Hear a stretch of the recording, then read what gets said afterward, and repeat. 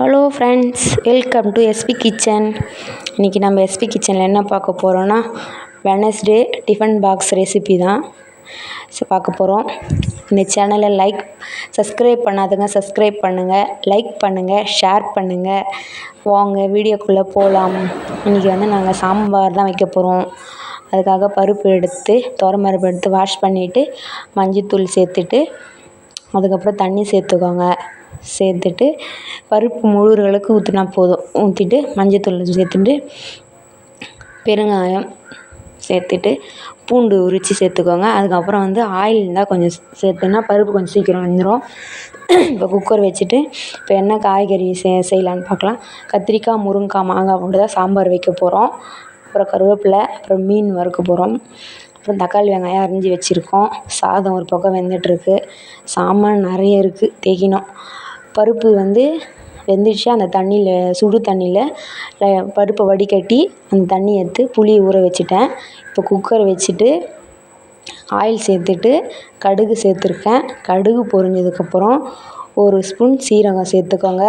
அப்புறம் 1/2 ஸ்பூன் வெந்தயம் சேர்த்து கடுகு நல்லா பொரிஞ்சதுக்கப்புறம் இதை சேர்த்து இப்போ நம்ம இதை சேர்த்துட்டோம். இப்போ நம்ம வெங்காயம் அரிஞ்சு வச்சுருக்க வெங்காயம், கருவேப்பிலை சேர்த்துக்கலாம். நான் சின்ன வெங்காயம் இல்லாதால இப்போ பெரிய வெங்காயம் சேர்த்துருக்கேன். சின்ன வெங்காயம் இருந்தால் சேர்த்துக்கோங்க, நல்லா சாம்பார் டேஸ்ட்டாக இருக்கும். இப்போ நம்ம வெங்காயம், கருவேப்பிலை நல்லா வதங்கட்டும். வதங்கினதுக்கப்புறம் தக்காளி சேர்த்துக்கலாம். இந்த சாம்பார் கத்திரிக்காய், முருங்கைக்காய், மாங்காய்னாலே வீடே நல்லா ஒரு வாசனையாக இருக்கும். சாம்பார் நல்லாயிருக்கும். பிடிக்காதவங்களே யாருமே இருக்க மாட்டாங்க. எல்லாருக்கும் இந்த சாம்பார்னால் ரொம்ப பிடிக்கும். இப்போ சாதமும் அந்த பக்கம் வெந்துட்டுருக்கு.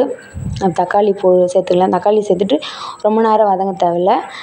அப்புறம் கத்திரிக்காய், முருங்கைக்காய் சேர்த்து நல்லா வதக்கிட்டு அதுக்கப்புறம் இப்போ நம்ம மிளகாத்தூள் சேர்த்துக்கலாம். அதில் நான் ஒரு 2.5 ஸ்பூன் மிளகாத்தூள் சேர்த்துக்கிறேன். இது வீட்டில் அரைச்ச மசாலாவே தான் இது. சேர்த்துட்டு அப்புறம் கல் உப்பு சேர்த்துக்கிறேன்.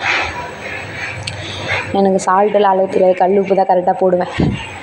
கல் உப்பு சேர்த்துட்டு இந்த மசாலா வாடை பொருள் லைட்டாக ஒரு வதக்கிட்டு நம்ம இப்போ தண்ணி சேர்த்துக்கலாம். இந்த காய் ஒரு அரை வேக்காடு வேகிறதுக்காக ஊற்றிட்டு கத்திரிக்காய் முருங்கைக்காய் தான் கொஞ்சம் வேகாதில்ல, அதுக்காக கொஞ்சம் சேர்த்து தண்ணி நல்லா இது கொதி வந்ததுக்கப்புறம் நம்ம அதுக்குள்ளே புளி கரைச்சி எடுத்துன்னு வந்துடலாம்.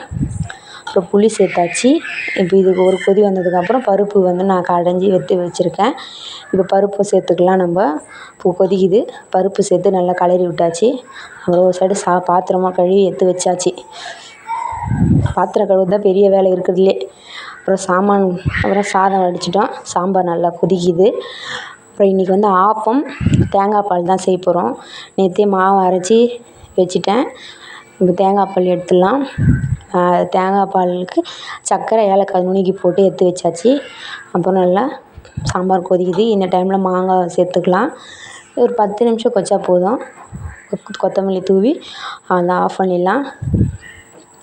இப்போ ஆப்பம் மாவு நல்லா தண்ணியாக கரைச்சிக்கணும். அதுக்கு அப்போ தான் அது கரெக்டாக வரும்.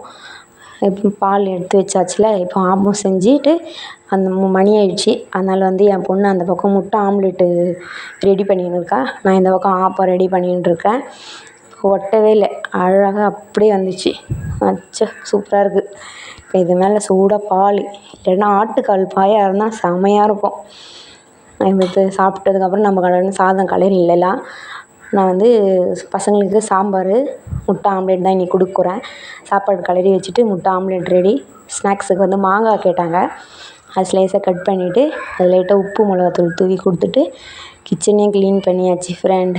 ஓகே, இந்த வீடியோ பிடிச்சிருந்தா லைக் பண்ணுங்கள்.